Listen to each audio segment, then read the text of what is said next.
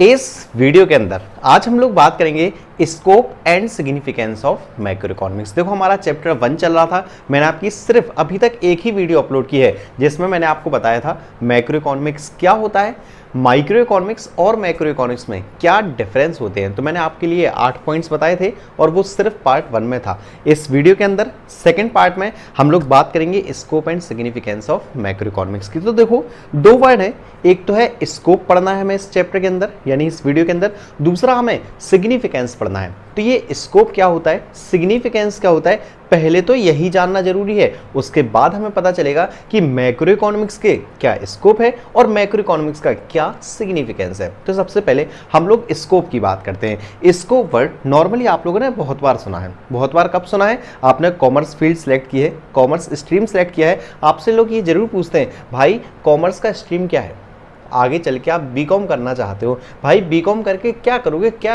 है इसमें, स्कोप क्या है इसका, बार बार आपसे ये चीज़ पूछी आती है। तो स्कोप का मतलब होता है यहाँ पर फील्ड ऑफ स्टडी, कि अगर आप कोई चीज़ चूज कर रहे हो तो उसके अंदर आखिर क्या है, आप उसमें क्या क्या पढ़ोगे, ये आपका कहलाता है स्कोप।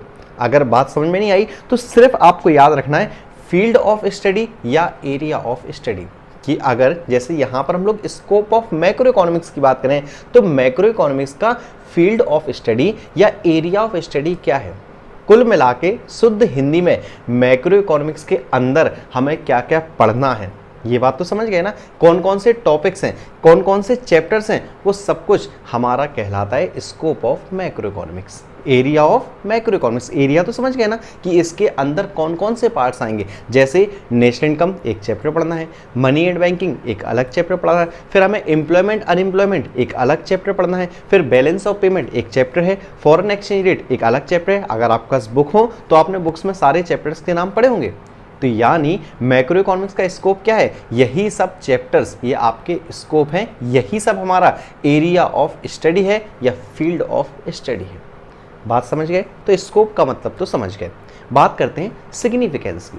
सिग्निफिकेंस का मतलब होता है इंपॉर्टेंस। इंपॉर्टेंस तो समझते हो कि अगर आप मैक्रो इकोनॉमिक्स पढ़ रहे हो तो क्यों पढ़ रहे हो, कुछ जरूरी है मैक्रो इकोनॉमिक्स, शायद इसीलिए तो पढ़ रहे हैं।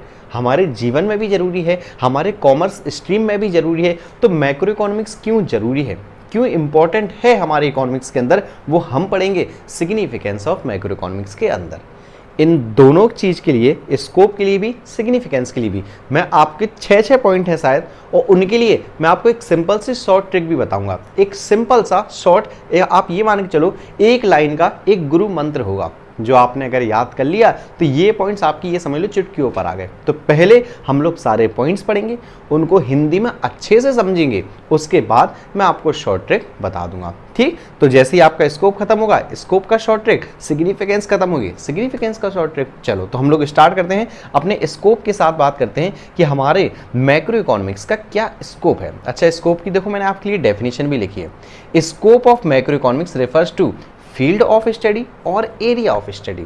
तो ये बात आप समझ गए, स्कोप का मतलब क्या होता है कि या तो फील्ड ऑफ स्टडी या फिर एरिया ऑफ स्टडी। इसके बाद हम लोग एक एक से अब सारे पॉइंट्स की बात कर लेते हैं। तो आपको पहला पॉइंट सामने दिख रहा है स्क्रीन पर, एस्टिमेशन ऑफ नेशनल इनकम या रिलेटेड एग्रीगेट्स। तो अगर आप एनसीईआरटी बुक देखो या आप बात करो किसी भी बुक के बारे में, तो आपको पहली जो यूनिट है वो आपकी क्या है, national income and related aggregates. तो इस चैप्टर के अंदर वैसे तो हमें ये सारे चैप्टर्स ही पढ़ने हैं, बट यहाँ पर हमारे पास पॉइंट्स हैं तो हम हर एक पॉइंट को समझते हुए चलेंगे। जैसे ये पहला पॉइंट है national income and related aggregates, तो हम ये पता करेंगे कि नेशनल इनकम क्या होती है, इसके रिलेटेड एग्रीगेट्स क्या होते हैं। तो सबसे पहले तो नेशनल इनकम के बारे में सुनो। नेशनल मीन्स राष्ट्रीय, इनकम मीन्स आय, यानी हमारे देश की, हमारे राष्ट्र की जो टोटल इनकम है उसी को हम लोग नेशनल इनकम बोलते हैं।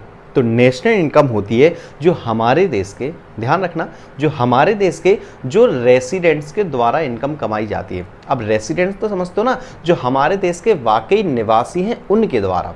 ठीक, तो हमारे देश के रेसिडेंट्स के द्वारा जो भी इनकम कमाई जाती है एक अकाउंटिंग ईयर के दौरान, वो हमारी नेशनल इनकम कहलाती है।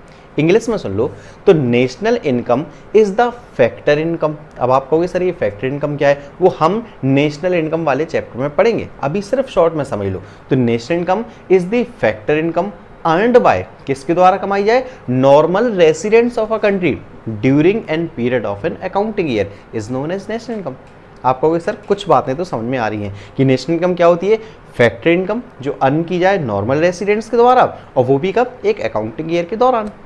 ठीक, नेशनल इनकम समझ गए। बात कर लेते हैं कुछ रिलेटेड एग्रीगेट्स के बारे में। मैं आपको एग्रीगेट्स का मतलब पिछली वीडियो में बता चुका हूँ। एग्रीगेट्स का मतलब टोटल। तो नेशनल इनकम हमारा किस चीज़ का टोटल है, इनकम का। इनकम का टोटल नेशनल इनकम। अब कुछ और भी टोटल ऐसे होते हैं या कुछ और भी एग्रीगेट्स ऐसे होते हैं जिनका हम नेशनल इनकम के साथ साथ पढ़ते हैं। एग्जाम्पल के तौर पर आप लोग बार बार टीवी पे, आप बार बार न्यूज़ पे देखते हो हमारे देश की जीडीपी बहुत बढ़ गई है या जीडीपी बहुत कम हो रही है। अभी इस टाइम पे कोविड-19 के जो आप लोग समस्या देख रहे हो देश के अंदर, कोरोना वायरस की, इस टाइम पे हर एक देश की जीडीपी, मोस्टली कंट्रीज़ की जो जीडीपी है वो बहुत ज़्यादा कम हो गई है। कुछ की तो नेगेटिव में पहुंच गई है। भारत की भी अगर हम लोग बात करें तो इस टाइम पे 2% है। अगर मैं आज की डेट की बात करूँ तो नॉर्मली 6-6.5% जीडीपी चल रही थी, आज की डेट में कितनी है, 2%।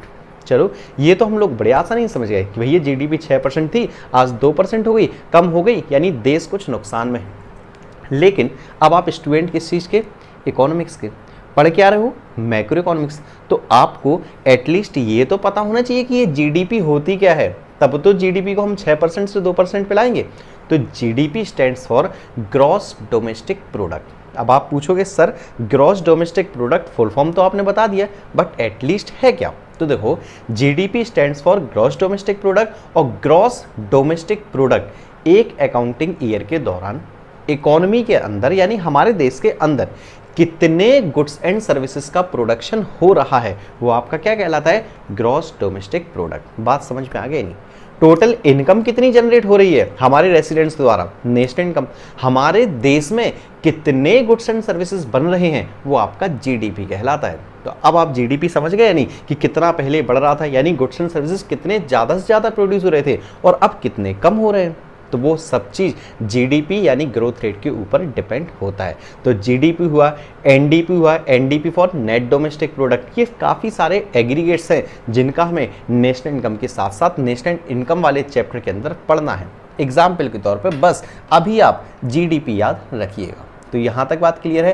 पहला पॉइंट हमारा क्या है, national income and it's related aggregates.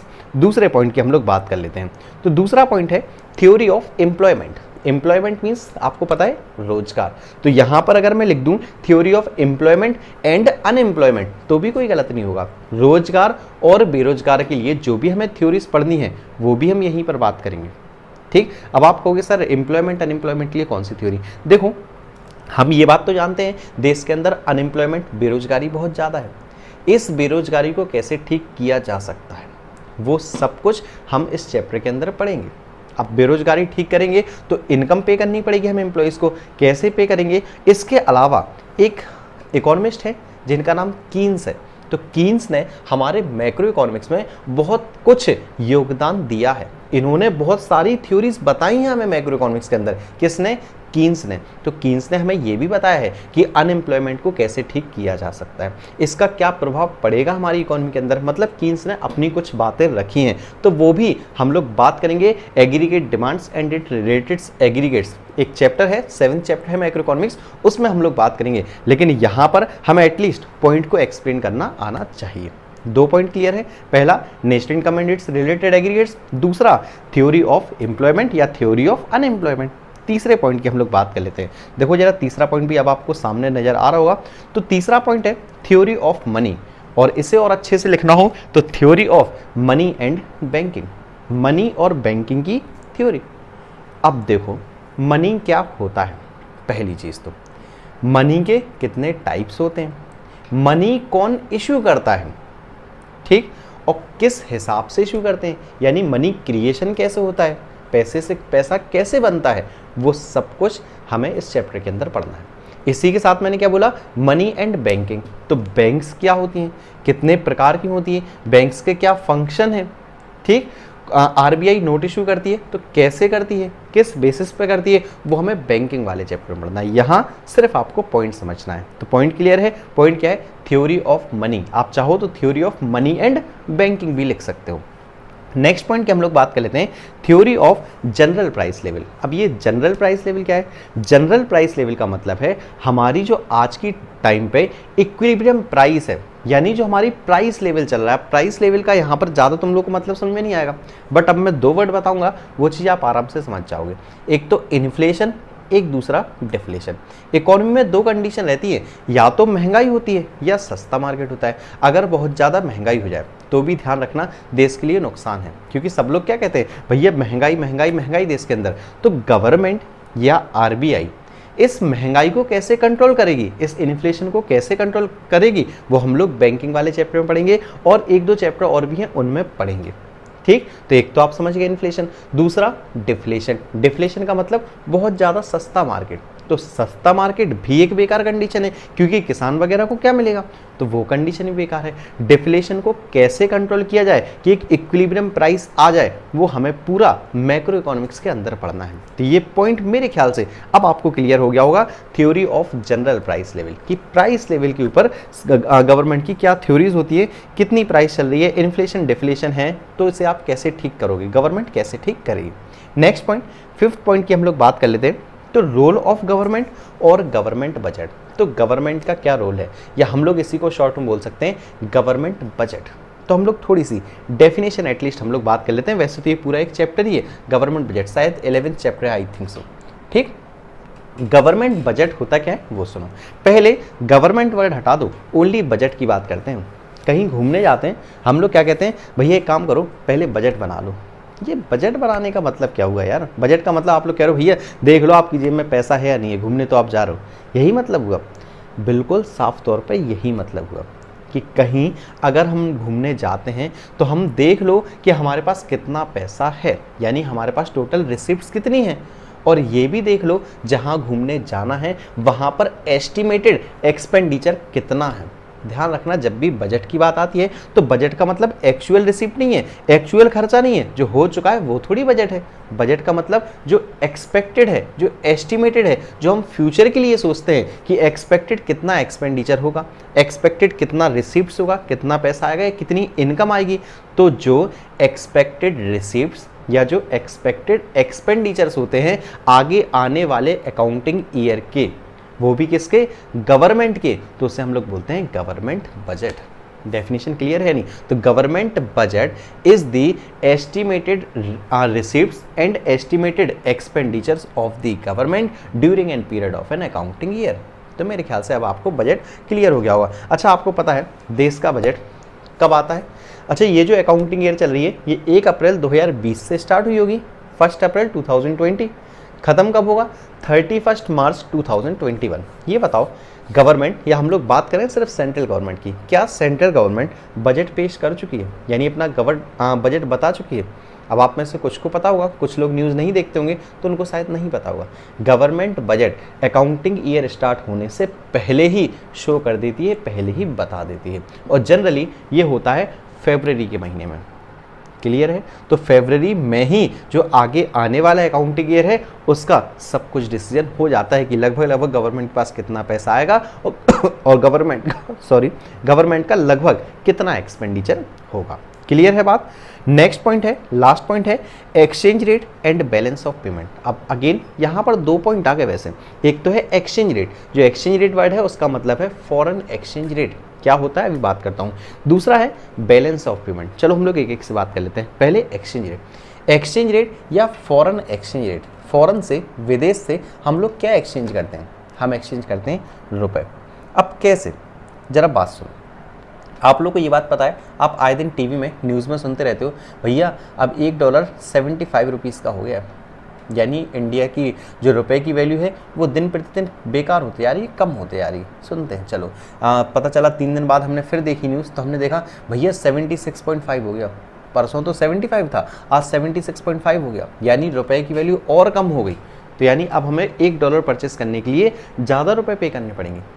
तो यही चीज़ है, एक देश की करेंसी दूसरे देश की करेंसी के साथ जिस रेट पर एक्सचेंज होती है वही हमारा एक्सचेंज रेट या फॉरेन एक्सचेंज रेट कहलाता है।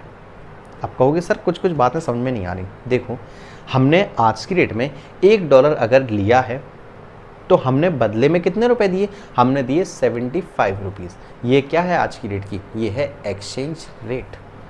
ठीक है, एक और पॉइंट है इसी के साथ में, बैलेंस ऑफ पेमेंट। ये बैलेंस ऑफ पेमेंट क्या है, बैलेंस ऑफ पेमेंट का मतलब जो बकाया है उसको पे कर दो।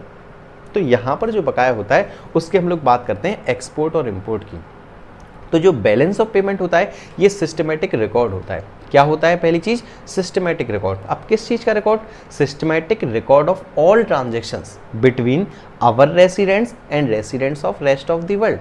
हमारा विदेश के साथ या विदेश के लोगों के साथ जो भी ट्रांजैक्शंस चल रही हैं, चाहे एक्सपोर्ट हो, चाहे import of goods and services हो, चाहे आप यूनिलेटरल ट्रांजैक्शंस कर रहे हो। आप कहोगे सर फिर आप एक नया वर्ड बोल गए, यूनिलेटरल ट्रांजैक्शंस। अरे भाइयों, मेरा कहने का मतलब है अगर आप गिफ्ट दे रहे हो, डोनेशन दे रहे हो, एक तरफा भी कोई ट्रांजैक्शन कर रहे हो, तो उन सबको कहाँ रिकॉर्ड किया जाएगा, रिकॉर्ड किया जाएगा बैलेंस ऑफ पेमेंट स्टेटमेंट में, यानी बैलेंस ऑफ पेमेंट अकाउंट में। तो बैलेंस ऑफ पेमेंट क्या होता है, it is a systematic record of all transactions between our residents and residents of rest of the world.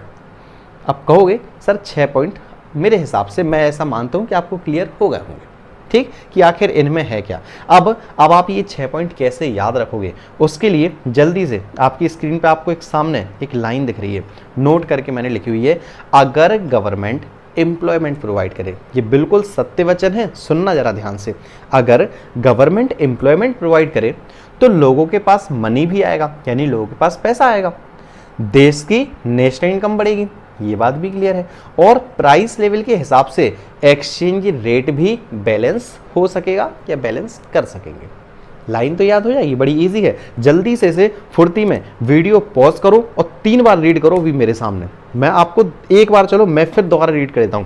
अगर गवर्नमेंट एम्प्लॉयमेंट प्रोवाइड करे तो लोगों के पास मनी भी आएगा, देश की नेशनल इनकम भी बढ़ेगी, और प्राइस लेवल के हिसाब से एक्सचेंज रेट भी बैलेंस हो सकेगा या एक्सचेंज कर सकेंगे। क्लियर है? आप वीडियो पॉज करके एटलीस्ट 3-4 बार इसी लाइन को पढ़ लेना, आपको देखो अभी सारे के सारे पॉइंट याद हो जाएंगे। अब जरा पॉइंट सुनो एक एक से, ठीक, सुनो जरा, वीडियो पॉज करके अगर आपने हटा दिए तो जरा मेरी बात सुनो। देखो, अगर गवर्नमेंट, तो सबसे पहला पॉइंट अगर हम लोग मान के चलें तो वो है गवर्नमेंट बजट। क्लियर है? पहला पॉइंट हो गया। दूसरा है एम्प्लॉयमेंट, तो इसमें दूसरा पॉइंट क्या हो गया, थ्योरी ऑफ एम्प्लॉयमेंट। तीसरा पॉइंट है प्रोवाइड करे तो लोगों के पास मनी, तो मनी से कौन सा पॉइंट था, theory of money and banking, या थ्योरी ऑफ मनी ही लिखा था हमने ओनली। चलो, तो देश की नेशनल इनकम, तो नेशनल इनकम कौन सा पॉइंट है, चौथा पॉइंट हमारे हिसाब से, तो national income and it's related aggregates फिर भी बढ़ेगी। और प्राइस लेवल, तो theory of general price level, याद होगा आपको।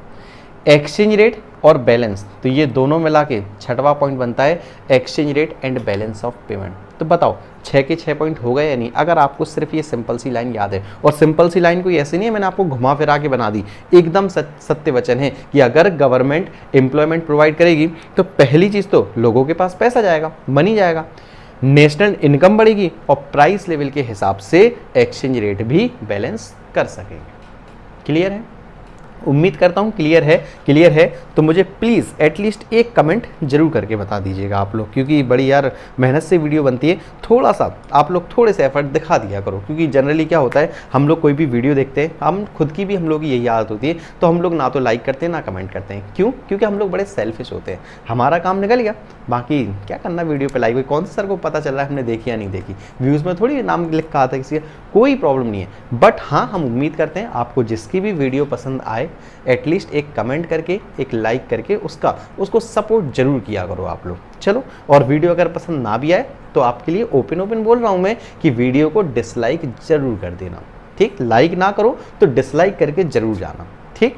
चलो, तो अब हम लोग बात कर लेते हैं सिग्निफिकेंस की। सिग्निफिकेंस का मतलब क्या बताया मैंने आपको, इंपॉर्टेंस, कि why macro economics is important, macro economics क्यों जरूरी है। तो देखो, इजी पॉइंट है, सब कुछ पॉइंट वही हैं जो ऊपर पढ़ चुके हैं, जो न्यू पॉइंट्स हैं सिर्फ मैं आपको उनकी एक्सप्लेनेशन दूंगा यहाँ पर। पहला पॉइंट है description of the economy. Macro economics इसलिए जरूरी है क्योंकि मैक्रो इकोनॉमिक्स हमें प्रोवाइड करती है हमारी इकोनॉमी की डिस्क्रिप्शन। डिस्क्रिप्शन तो समझते हो, डिस्क्राइब वर्ड तो समझते हो, डिस्क्राइब द फॉलोइंग, पेपर में तो खूब पढ़ा है, डिस्क्राइब का मतलब वर्णन करो। अब ये वर्णन करो तो समझते हो ना कि इसे एक्सप्लेन करो। अब एक्सप्लेन भी ना समझो तो बेटा ऐसे कान पकड़ के 2 बार उठक बैठक लगा लेना, खुद ही को समझ में आ जाएगा। एक्सप्लेनेशन तो समझते हो, एक्सप्लेन करना, कि इन सारे पॉइंट का एक्सप्लेनेशन हमें कौन बताता है, या हमारी इकोनॉमी का एक्सप्लेनेशन कौन बताएगा, हमें मैक्रो इकोनॉमिक्स ही बताएगी। अब आप कहोगे सर ऐसा थोड़ी है, हमें ज्योग्राफी भी बताती है, आपको कितना क्षेत्रफल है, कितना क्या है, कितनी पॉपुलेशन है, बाकी चीज़ें भी बताती है। बट अगर हम लोग इकोनॉमिक टर्म्स में बात करें, हमारी इकोनॉमी की बात कर रहे हैं, वो भी किस टर्म में, इकोनॉमिक टर्म्स में, तो आप क्या क्या बताओगे, आप किसी देश की नेशनल इनकम के बारे में बताओगे, उस देश के अनएम्प्लॉयमेंट यानी बेरोजगारी के बारे में बताओगे, और तीसरा गवर्नमेंट के बजट के बारे में बताओगे। तो मैक्रो इकोनॉमिक्स हमें क्या बताती है, मैक्रो इकोनॉमिक्स हमें बताती है हमारी इकोनॉमी की डिस्क्रिप्शन, कि आखिर वाकई इकोनॉमी के अंदर क्या क्या है। बात क्लियर है। और कोई भी आपसे इकोनॉमी की डिस्क्रिप्शन पूछता है तो आप ये 3 पॉइंट जरूर बताना, क्या क्या, नेशनल इनकम पता है हमें, थ्योरी ऑफ अनएम्प्लॉयमेंट ये भी मैं आपको बता चुका हूँ, और गवर्नमेंट बजट। ठीक, सेकंड पॉइंट आ जाओ, road map of growth and development. Growth और डेवलपमेंट के रास्ते के लिए, या ग्रोथ और डेवलपमेंट के लिए हमारे देश की गवर्नमेंट ने कौन सा रास्ता अपना रखा है, वो सब भी हमें किस में पढ़ना है, मैक्रो इकोनॉमिक्स के अंदर। अब आप कहोगे सर कैसे, कुछ बातें एक्सप्लेन करके बताओ। देखो, आप लोगों ने चुनाव प्रचार तो जरूर खूब दम से देखा होगा। राहुल गांधी जी क्या कहते हैं, हम हर महीने 6,000 रुपये देंगे, साल के 72,000 रुपये देंगे, ऐसा उन्होंने कहा था 2019 के लोकसभा चुनाव के प्रचार के दौरान। ठीक, उन्होंने वादे किए थे। ये क्या था वाकई, ये था उनका रास्ता, उनकी एक अपनी सोच, उनका एक अपना रास्ता। किस चीज़ का रास्ता, कि हम भारत देश की इकोनॉमी को कैसे ग्रोथ और डेवलपमेंट के रास्ते पे ले जा सकते हैं। ऐसे ही अभी प्रेजेंट में मोदी गवर्नमेंट चल रही है, बीजेपी चल रही है, तो बीजेपी गवर्नमेंट ग्रोथ और डेवलपमेंट के लिए कौन से प्लान्स, पॉलिसीज, कौन से प्रोग्राम्स बना रहे हैं, वो हमारा किसके अंदर पढ़ना है, हमें मैक्रो इकोनॉमिक्स के अंदर पढ़नी है सारी चीज़ें। चलो नेक्स्ट पॉइंट पर आ जाते हैं, इकोनॉमिक स्टेबिलिटी। ये भी मैं आपको पॉइंट बता चुका हूँ। जनरल प्राइस लेवल याद है, वही है कि इकोनॉमी हमारी स्टेबल कैसे रहेगी। इकोनॉमी में इन्फ्लेशन होता है तो गवर्नमेंट या सेंट्रल बैंक कैसे कंट्रोल करती है। इकोनॉमी के अंदर डिफ्लेशन होता है तो कैसे कंट्रोल किया जाता है, गवर्नमेंट की फिस्कल पॉलिसी, गवर्नमेंट की मॉनेटरी पॉलिसी। अब आप कहोगे सर आप फिर अगेन नए नए पॉइंट्स बताते आ रहे हो, फिस्कल पॉलिसी, मॉनेटरी पॉलिसी। अरे भाई, अभी मैं कॉमर्शियल बैंक वाला चैप्टर पढ़ाऊंगा तो सब चीज़ें एक एक से पढ़ाऊंगा डिटेल में, अभी सिर्फ नाम ही सुनते जाओ, क्योंकि वीडियो काफ़ी लेंदी हो रही है मेरे हिसाब से, वरना मैं आपको एक एक चीज़ भी एक्सप्लेन कर देता हूँ। चलो नेक्स्ट पॉइंट देखते हैं, बैलेंस ऑफ पेमेंट, बीओपी। तो बीओपी बैलेंस ऑफ पेमेंट तो पता चल गया, वो भी हमें किससे पता चलेगा, आपके मैक्रो इकोनॉमिक्स से अंदर। तो बैलेंस ऑफ पेमेंट का मतलब हमारी कंट्री किस किस चीज़ का कितना एक्सपोर्ट कर रही है, कितना इम्पोर्ट कर रही है, सब कुछ बेटा मैक्रो इकोनॉमिक्स में ही पढ़ना है हमें। उसके बाद 5th पॉइंट आपको दिख रहा है, प्रॉब्लम ऑफ पॉवर्टी यानी गरीबी। तो पॉवर्टी, गरीबी हमारे देश में कितनी है, पॉवर्टी को ठीक करने के लिए गवर्नमेंट ने कौन कौन से मेजर्स अपना रखे हैं। अब आप कहोगे सर कौन कौन से मेजर्स अपना रहे हैं, एक दो बता ही दो। मनरेगा सुना है, और उसके अलावा और भी काफ़ी सारी, प्रधानमंत्री ग्रामीण सड़क योजना, उसके अलावा फिर आपने उज्ज्वल योजना, कन्या धन योजना, लेटेस्ट अभी 2-4 मैं आपको गिनवा दूँ। तो ये सब क्या है, ये सब गरीबी को कम करने के कुछ मेजर्स हैं। इसी के साथ में एक चीज़ और लिखा हुआ है, इन्वायरमेंटल पॉल्यूशन, कि हमारे जो इन्वायरमेंट का पॉल्यूशन है ऐसा नहीं है किसी एक ही जगह पे, ऑल ओवर इकोनॉमी के अंदर है। तो गवर्नमेंट इन्वायरमेंटल पॉल्यूशन को भी कम करने के लिए कौन से स्टेप्स अपनाती है, वो हमें सब कुछ मैक्रो इकोनॉमिक्स के अंदर पढ़ना है। और एक लास्ट पॉइंट, पॉलिसी फॉर्मुलेशन, कि गवर्नमेंट ने कौन कौन से प्लान्स, कौन कौन से पॉलिसीज बना रखी हैं। अगेन इसके अंदर फिर अगेन वही सारे पॉइंट आ जाएंगे, कौन कौन सी सरकार की योजनाएं चल रही हैं। ठीक, तो फिलहाल ये 6 पॉइंट हैं आपके, किस चीज़ के, सिग्निफिकेंस के, कि आखिर क्यों जरूरी है मैक्रो इकोनॉमिक्स पढ़ना हमें। तो देखो, अब इन 6 पॉइंट को याद करने के लिए अगेन आपके पास एक नोट दिख रहा होगा, क्या दिख रहा है, ये भी एकदम सत्य वचन, ये भी एक गुरु मंत्र, इसे भी याद कर लो। ठीक है, क्या, पॉवर्टी और पॉल्यूशन के लिए, पॉवर्टी और पॉल्यूशन के लिए यानी गरीबी और आपके प्रदूषण के लिए एक ऐसी बैलेंस पॉलिसी बनाओ जिससे एक तो इकोनॉमी स्टेबल है और ग्रोथ और डेवलपमेंट भी डिसाइड हो सके। बिल्कुल सत्य वचन है, लाइन बिल्कुल सही कही है, नहीं कि पॉवर्टी और पॉल्यूशन के लिए एक ऐसी बैलेंस पॉलिसी बनाओ जिससे एक तो इकोनॉमी स्टेबल रहे और दूसरी ग्रोथ और डेवलपमेंट भी तो डिसाइड हो सके। चलो अब आप कहोगे सर आपने लाइन तो बड़ी अच्छी याद करवा दी, बता तो दो इसके हिसाब से क्या है। पहला point, problem of poverty and pollution, clear है। दूसरा पॉइंट, एक ऐसी बैलेंस पॉलिसी, तो balance policy, balance of payment, policy भी आ गया तो पॉलिसी फॉर्मुलेशन भी हमने पढ़ा। फिर जिससे इकोनॉमी स्टेबल, तो इकोनॉमिक स्टेबिलिटी हमने पढ़ा। फिर स्टेबल रहे और ग्रोथ, तो ग्रोथ और डेवलपमेंट, ये पूरा ही पॉइंट आ गया। तो ग्रोथ और डेवलपमेंट एक हमने पॉइंट पढ़ा। और भी डिसाइड हो सके, तो ये जो डिसाइड है इसका मतलब क्या है, डिस्क्रिप्शन ऑफ इकोनॉमी। तो अब देखो 6 के 6 पॉइंट इस सिंपल सी लाइन के थ्रू। अब आप कहोगे सर आपने इतना खराब कर दिया कि हम अगर लाइन दोबारा पढ़ने की सोचें तो दोबारा पढ़ भी ना पाएं। देखो अब दिख रही है, एक बार और पढ़ो अब मेरी तरफ से। पॉवर्टी और पॉल्यूशन के लिए एक ऐसी बैलेंस पॉलिसी बनाओ जिससे एक तो इकोनॉमी स्टेबल रहे और दूसरा ग्रोथ और डेवलपमेंट भी डिसाइड हो सके। तो फ्रेंड्स, उम्मीद करता हूँ आपको वीडियो पसंद आई होगी। अगर आप चाहते हो मैं आपके लिए डिटेल में वीडियो बनाऊँ तो देखो वैसी वीडियो लेंदी हो रही है, अभी एडिटिंग करने में कम से कम 5 से 6 घंटे चाहिए, इसको अपलोड होने में 1 घंटे का टाइम चाहिए, तो काफ़ी टाइम लगता है, काफ़ी मेहनत होती है।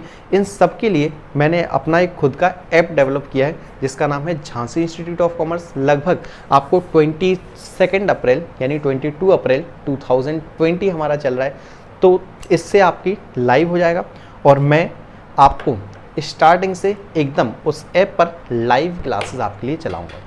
आपकी लाइव क्लासेस इकोनॉमिक्स की भी होंगी, लाइव क्लासेस अकाउंट्स की भी होंगी, लाइव क्लासेस बिजनेस स्टडीज़ की भी होंगी।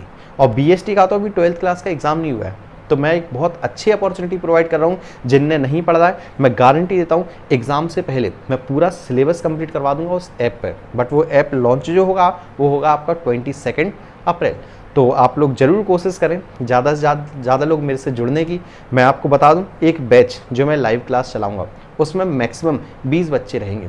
मैक्सिमम कितने, 20। यानी मैं चाहता हूं एक छोटे कोचिंग इंस्टीट्यूशन की तरह ही ऑनलाइन क्लास चलाऊं, यानी 20 बच्चे रहेंगे तो एकदम आई टू आई कॉन्टैक्ट रहेगा, हर एक बच्चे से हमारा मेल जो रहेगा। उसी में मैं आपको नोट्स भी प्रोवाइड करूंगा, आपके टाइम पर टेस्ट भी प्रोवाइड करूंगा। और जो आपकी फ़ीस रहेगी एक बार ऐप पर जाके ज़रूर देख लेना, एकदम मिनिमम फ़ीस रहेगी। बस आप इतना मान के चलो कि जो भी आप कोचिंग इंस्टीट्यूट में फ़ीस पे करते हो उसकी 1/3 फीस रहेगी। तो आप लोगों को मैं बहुत अच्छी अपॉर्चुनिटी प्रोवाइड कर रहा हूँ। अगर लेकिन एक बात याद रखना, अगर आपको वीडियो में मेरी बातें समझ में आ रही हैं, आपको वाकई लग रहा है कि हाँ मैं ठीक से पढ़ा रहा हूँ, आपको मेरी आवाज़, आपको मेरी बातें समझ में आती हैं, तभी ज्वाइन करिएगा। वरना फालतू पैसे भी वेस्ट मत करना, फालतू एफर्ट्स भी वेस्ट मत करना और फालतू अपने इंटरनेट की MB भी वेस्ट मत करना, क्योंकि ऐप डाउनलोड करोगे अप्रॉक्सीमेटली 50-60 MB के आसपास आपका चला जाएगा। तो फ्रेंड्स, इस वीडियो में फिलहाल इतना ही। मिलता हूँ मैं आपसे बहुत ही जल्द नेक्स्ट वीडियो में। वीडियो देखने के लिए बहुत बहुत थैंक यू।